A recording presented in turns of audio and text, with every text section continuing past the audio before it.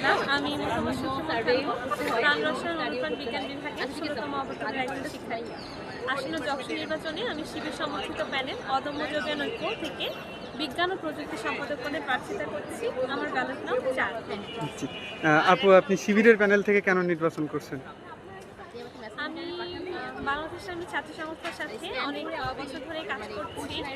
তো বাংলাদেশ ইসলামী ছাত্র সংস্থার লক্ষ্য উদ্দেশ্য এবং বাংলাদেশ ইসলামী ছাত্র শিবিরের যে লক্ষ্য উদ্দেশ্য বা আদর্শগত যে জায়গা, এটা আমার কাছে মনে হয়েছে যে একই রকম, যে তারাও যেমন শিক্ষার্থী বান্ধব কাজ করার চেষ্টা করছে, বাংলাদেশ ইসলামী ছাত্র সংস্থাও ছাত্রী বোনদের মাঝে কল্যাণমূলক কাজ করার চেষ্টা করছে।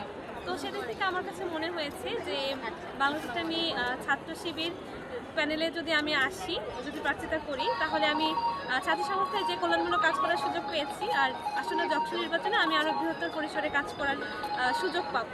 জি আর সেই আপু, জায়গা থেকেই আসছি। আপু, আরেকটা প্রশ্ন ক্লিয়ার করবেন, যে আপনারা বলা হচ্ছে যে ছাত্রী সংস্থা, এইটা কি আপনার হচ্ছে শিবির বা জামাতের অঙ্গ সংগঠন হিসেবে আপনারা কাজ করেন, বা এটা কি এক কিনা, এটা একটু বলবেন?